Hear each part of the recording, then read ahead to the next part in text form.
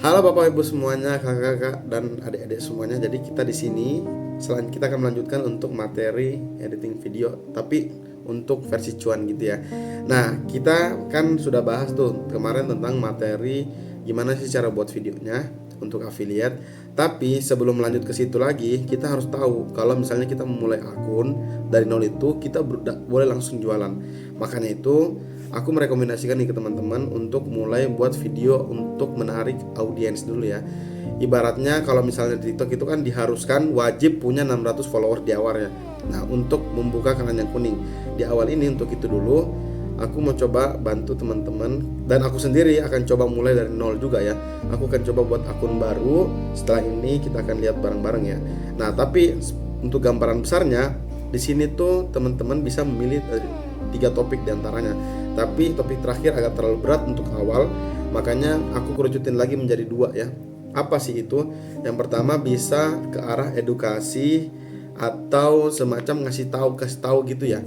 Nah, kalau misalnya teman-teman tahu ada beberapa kreator yang profesinya itu kuli itu ngasih tahu cara untuk benerin misalnya cara bawa babat dan sebagainya.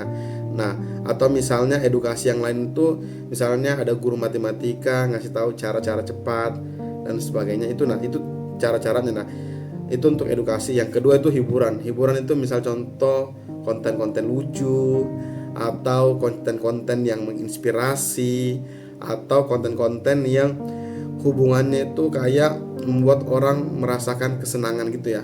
Itu banyak banyak cara, tapi kalau di sini aku mencoba kasih tahu yang ilmu-ilmu gitu ya. Jadi ada ilmunya, tapi ilmunya tuh harus ringan karena kalau terlalu berat itu pasti akan sulit untuk dicerna sama audiens gitu ya. Nah, yang terakhir itu sebenarnya itu kayak behind the scene atau storytelling ya, atau bercerita gitu ya.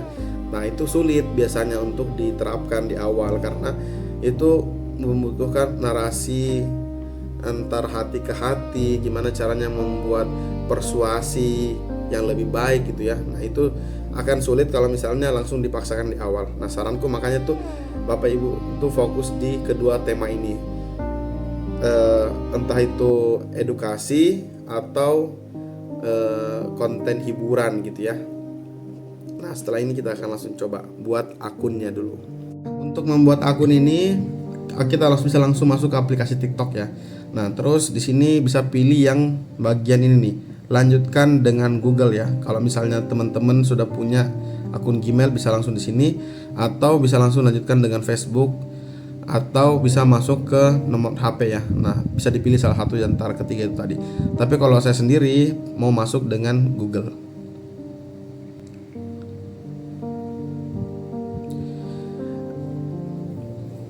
Nah, setelah memilih akun Gmailnya, nanti diminta untuk memasukkan tanggal lahir ya.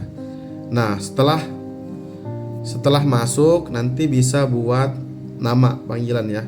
Nah, kalau di sini aku mau masukin namanya Info Budi. Nah, ini untuk akunnya sudah jadi. Selanjutnya kita bisa langsung buat kontennya ya. Nah, terus kita akan bahas tentang follow akun ini biar kalian bisa tahu banyak hal. Teman-teman bisa lihat ya bahwa memang pembuatan video itu pasti tidak akan sempurna.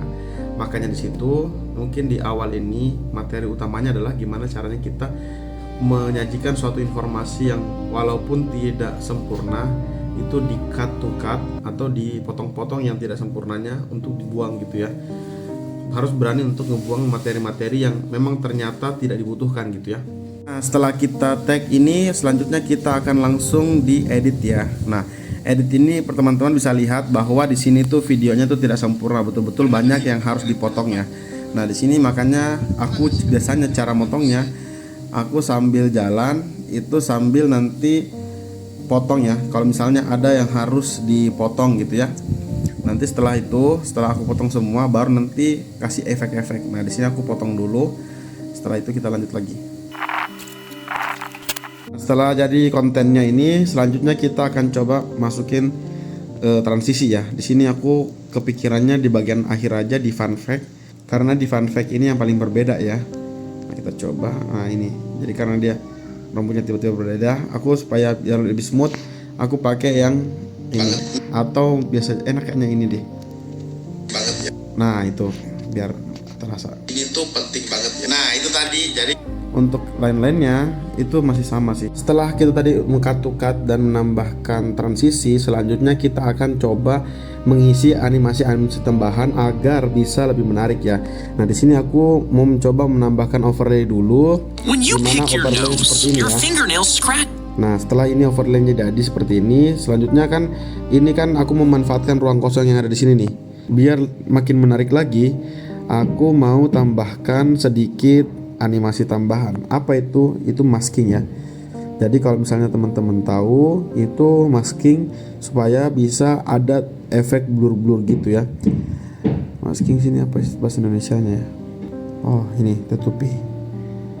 Nah, tutupi. Nah, ini kan bentuknya seperti apa namanya? Ini ya. Nah, betul. Nah, gini ya. Jadi biar enggak terlalu dalam perbedaannya. Jadi kayak ada efek-efek transisi gitu ya dari video sebelumnya dan video setelahnya gitu ya. Nah, selanjutnya setelah kita masking seperti ini, lalu bisa deh dicoba putar video. Nah, ternyata masih ada suaranya. Nah, aku volumenya tak kecilin aja ini karena ini animasi sendiri. Nah, seperti itu ya. Nah, nanti tinggal diteruskan aja sampai akhir, lalu hasilnya seperti ini. Pernah gak sih kepikiran kenapa manusia itu bernapas melalui hidung? Nah, karena hidung itu memiliki banyak banget keahlian. Salah tiganya ya, itu karena dia memiliki filter alami yang bisa menyaring debu-debu ataupun polusi yang akan masuk ke dalam tubuh. Nah, yang kedua itu hidung itu bisa mengatur suhu atau kelembapan yang ada di udara ya, sehingga jika ada suhu yang berlebih yang tidak sesuai dengan tubuh, maka dia akan mengatur terlebih dahulu. Dan yang paling terakhir, dia itu memproduksi nitric oxide yang bisa menghasilkan zat yang melebarkan pembuluh darah. Jadi bikin oksigen itu lebih gampang diserap oleh tubuh.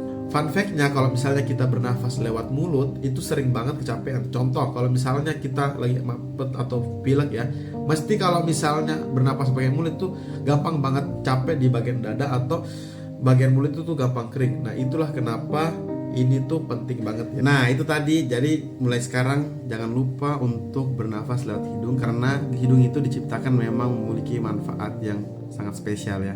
Jadi untuk teman-teman semua, follow akun ini biar kalian bisa tahu banyak hal.